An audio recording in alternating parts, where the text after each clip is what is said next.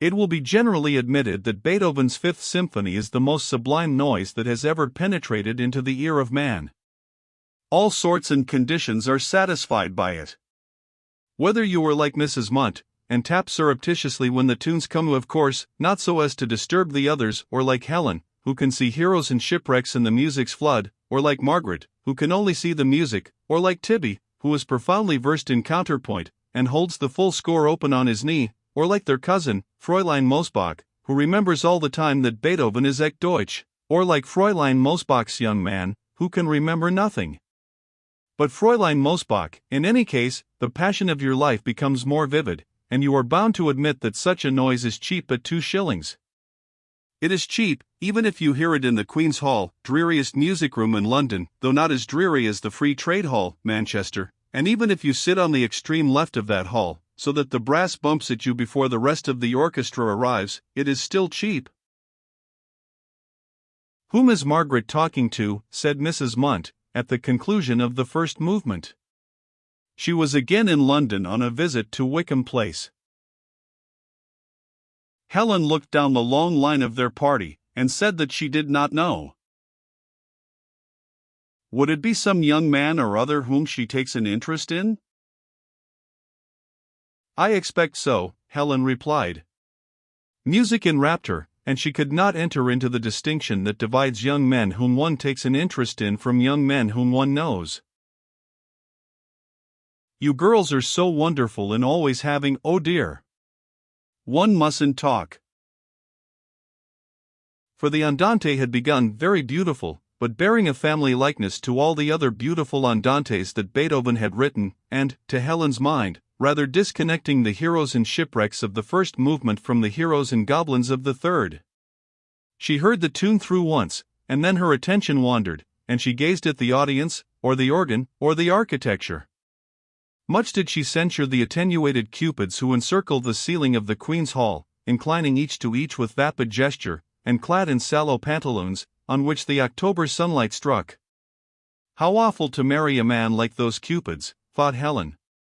Here Beethoven started decorating his tune, so she heard him through once more, and then she smiled at her cousin Frida. But Frida, listening to classical music, could not respond. Her Lysek, too, looked as if wild horses could not make him inattentive. There were lines across his forehead, his lips were parted, his pince nez at right angles to his nose, and he had laid a thick, white hand on either knee. And next to her was Aunt Julie, so British, and wanting to tap. How interesting that row of people was! What diverse influences had gone to the making! Here Beethoven, after humming and hawing with great sweetness, said Hego, and the Andante came to an end. Applause, and a round of Wunderschöning and Pracht volleying from the German contingent. Margaret started talking to her new young man. Helen said to her aunt, "Now comes the wonderful movement, first of all the goblins, and then a trio of elephants dancing," and Tibby implored the company generally to look out for the transitional passage on the drum. "On the what, dear?"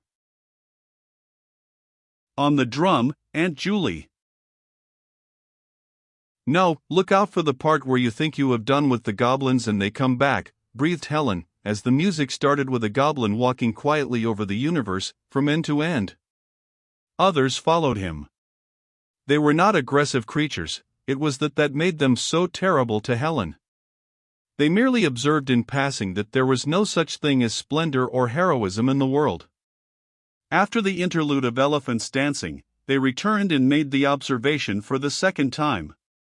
Helen could not contradict them, for, once at all events, she had felt the same, and had seen the reliable walls of youth collapse. Panic and emptiness. Panic and emptiness. The goblins were right. Her brother raised his finger. It was the transitional passage on the drum. For, as if things were going too far, Beethoven took hold of the goblins and made them do what he wanted. He appeared in person. He gave them a little push, and they began to walk in a major key instead of in a minor, and then he blew with his mouth and they were scattered. Gusts of splendor, gods and demigods contending with vast swords, color and fragrance broadcast on the field of battle, magnificent victory, magnificent death. Oh, it all burst before the girl, and she even stretched out her gloved hands as if it was tangible. Any fate was titanic, any contest desirable, conqueror and conquered would alike be applauded by the angels of the utmost stars. And the goblins, they had not really been there at all? They were only the phantoms of cowardice and unbelief? One healthy human impulse would dispel them?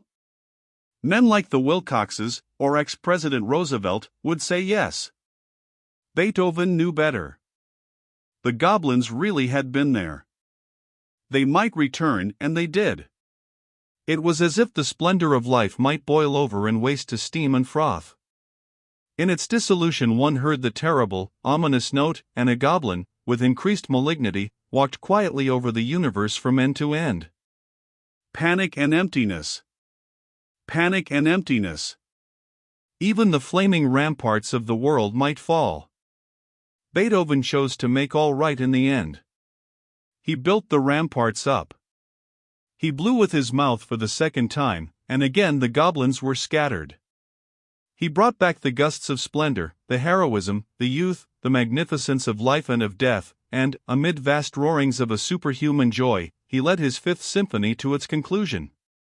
But the goblins were there. They could return. He had said so bravely, and that is why one can trust Beethoven when he says other things. Helen pushed her way out during the applause. She desired to be alone. The music had summed up to her all that had happened or could happen in her career. She read it as a tangible statement, which could never be superseded.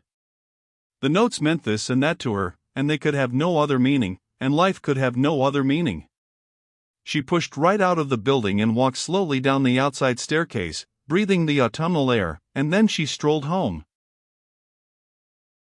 "Margaret," called Mrs. Munt, "is Helen all right?"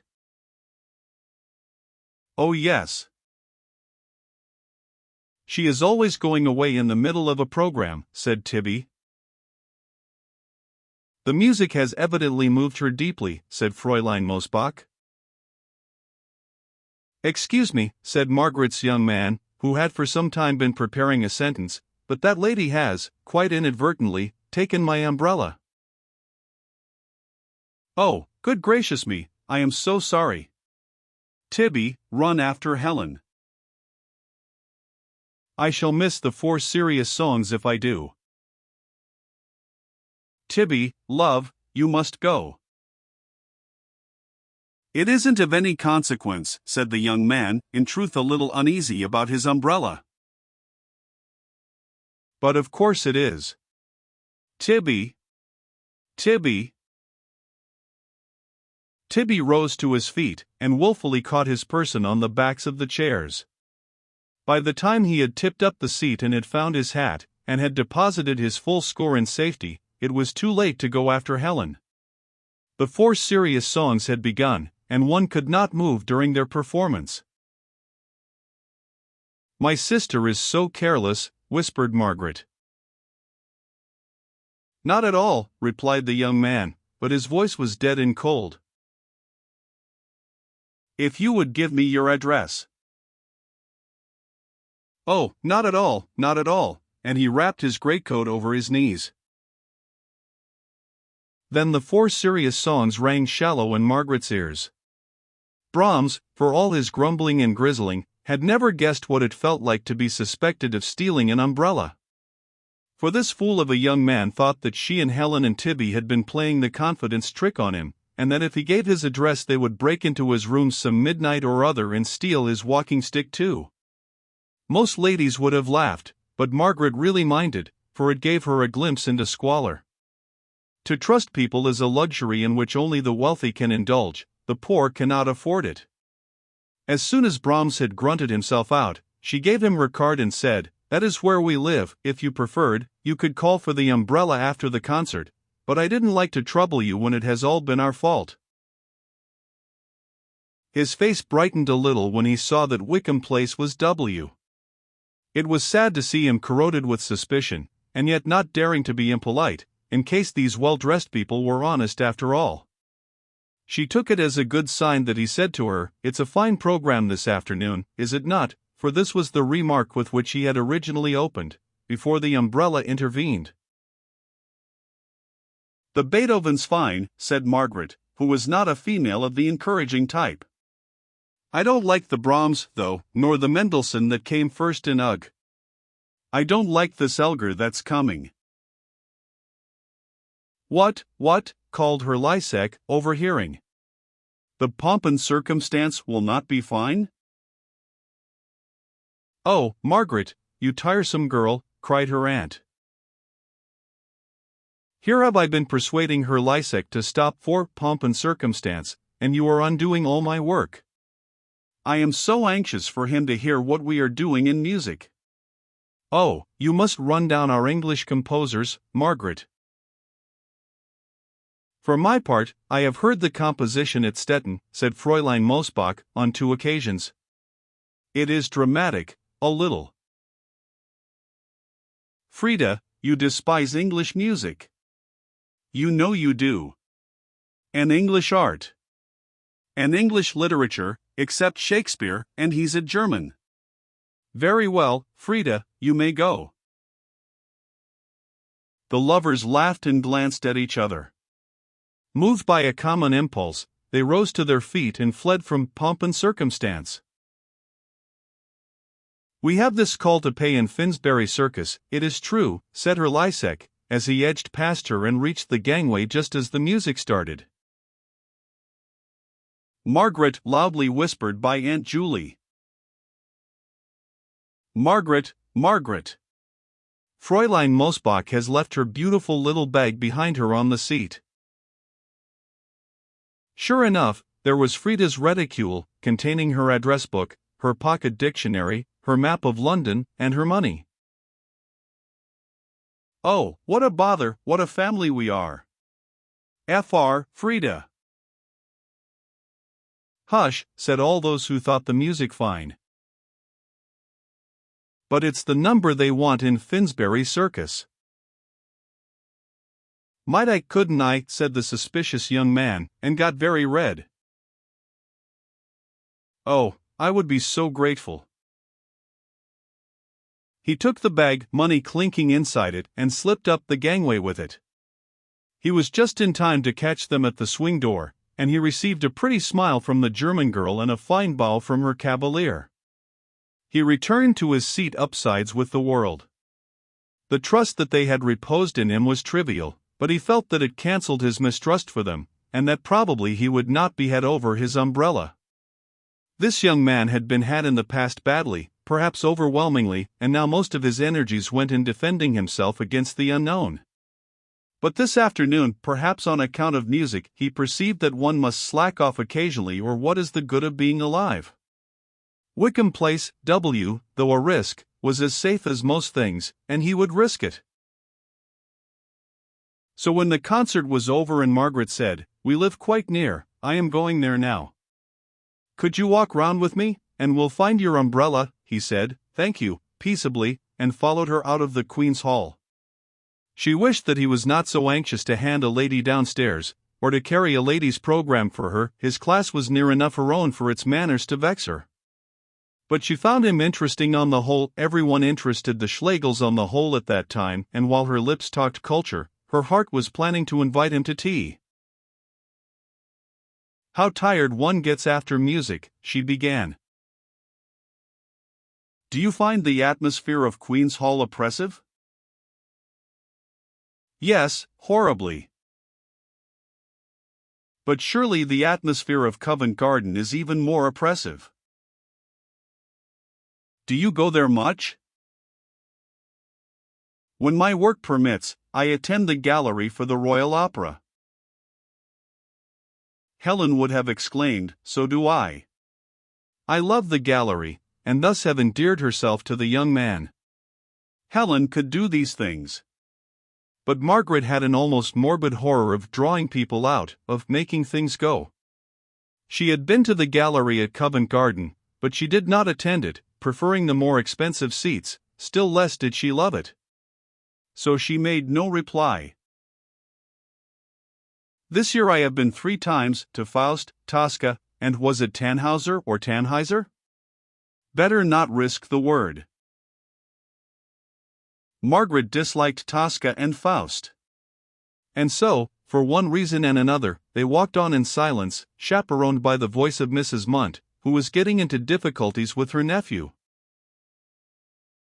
I do in a way remember the passage, Tibby, but when every instrument is so beautiful, it is difficult to pick out one thing rather than another. I am sure that you and Helen take me to the very nicest concerts. Not a dull note from beginning to end. I only wish that our German friends had stayed till it finished. But surely you haven't forgotten the drum steadily beating on the low C, Aunt Julie, came Tibby's voice. No one could. It's unmistakable. A specially loud part, hazarded Mrs. Munt. Of course I do not go in for being musical, she added, the shot failing. I only care for music, a very different thing. But still I will say this for myself, I do know when I like a thing and when I don't. Some people are the same about pictures. They can go into a picture gallery, Miss Conder can, and say straight off what they feel, all round the wall. I never could do that.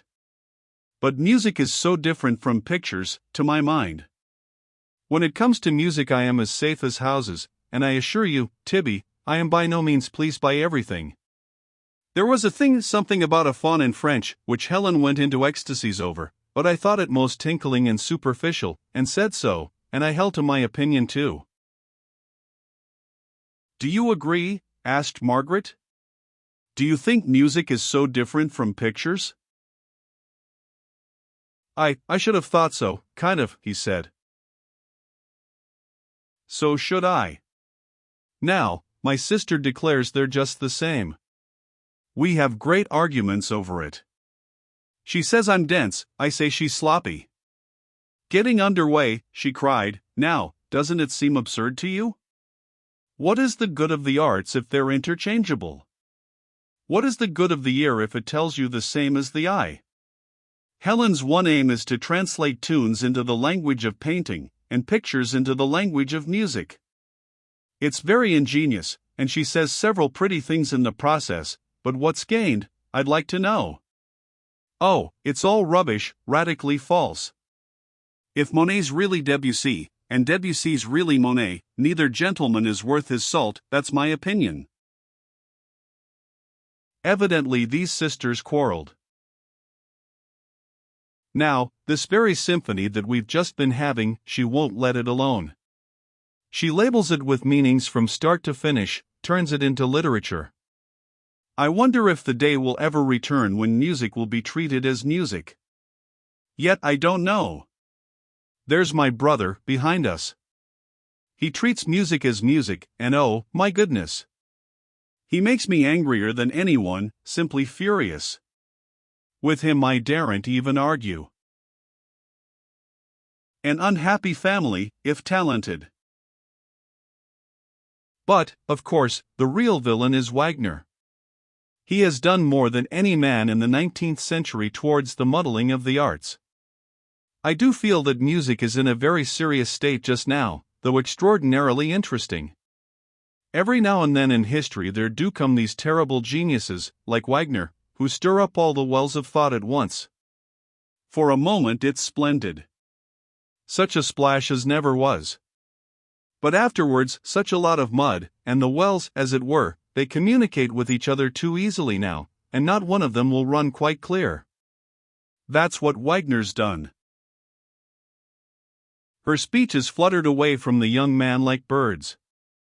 If only he could talk like this, he would have caught the world. Oh, to acquire culture.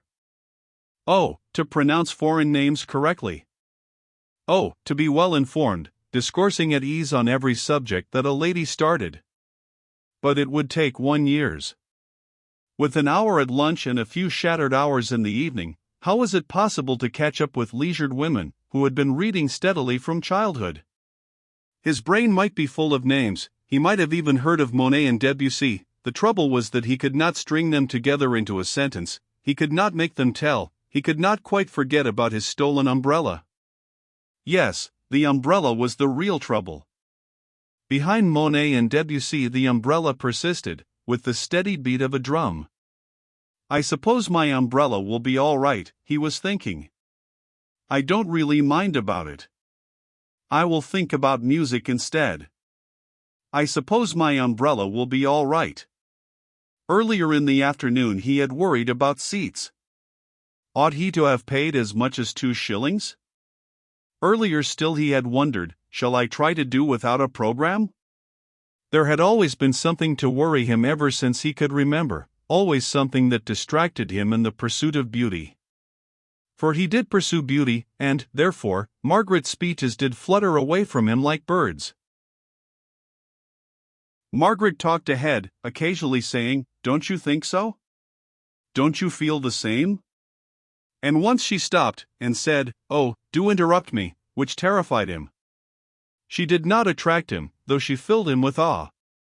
Her figure was meager, her face seemed all teeth and eyes, her references to her sister and her brother were uncharitable. For all her cleverness and culture, she was probably one of those soulless, atheistical women who have been so shown up by Miss Corelli. It was surprising, and alarming, that she should suddenly say, "I do hope that you'll come in and have some tea. We should be so glad. I have dragged you so far out of your way." They had arrived at Wickham Place. The sun had set, and the backwater, in deep shadow, was filling with a gentle haze. To the right the fantastic skyline of the flats towered black against the hues of evening, to the left the older houses raised a square-cut, irregular parapet against the grey.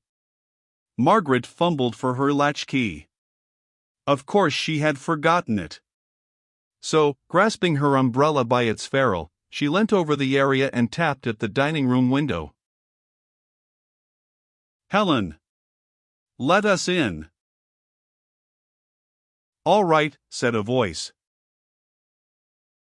"You've been taking this gentleman's umbrella." "Taken a what?" said Helen, opening the door. "Oh, what's that? Do come in. How do you do?" "Helen, you must not be so ramshackly. You took this gentleman's umbrella away from Queen's Hall, and he has had the trouble of coming round for it." "Oh, I am so sorry," cried Helen, all her hair flying. She had pulled off her hat as soon as she returned, and had flung herself into the big dining-room chair. "I do nothing but steal umbrellas."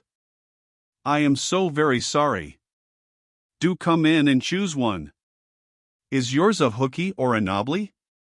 "Mine's a knobbly, at least, I think it is." The light was turned on, and they began to search the hall, Helen, who had abruptly parted with the Fifth Symphony, commenting with shrill little cries. "Don't you talk, Meg. You stole an old gentleman's silk top hat." "Yes, she did, Aunt Julie. It is a positive fact. She thought it was a muff. Oh, heavens! I've knocked the in-and-out card down. Where's Frida?" "Tibby, why don't you ever know, I can't remember what I was going to say."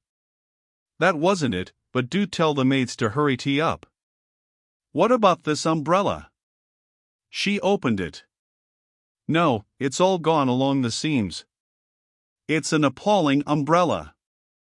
It must be mine." But it was not. He took it from her, murmured a few words of thanks, and then fled, with the lilting step of the clerk. "But if you will stop," cried Margaret. "Now, Helen, how stupid you've been." "Whatever have I done?" "Don't you see that you've frightened him away? I meant him to stop to tea. You oughtn't to talk about stealing or holes in an umbrella. I saw his nice eyes getting so miserable. No, it's not a bit of good now." For Helen had darted out into the street, shouting, "Oh, do stop." "I dare say it is all for the best," opined Mrs. Munt. We know nothing about the young man, Margaret, and your drawing room is full of very tempting little things. But Helen cried, "Aunt Julie, how can you? You make me more and more ashamed.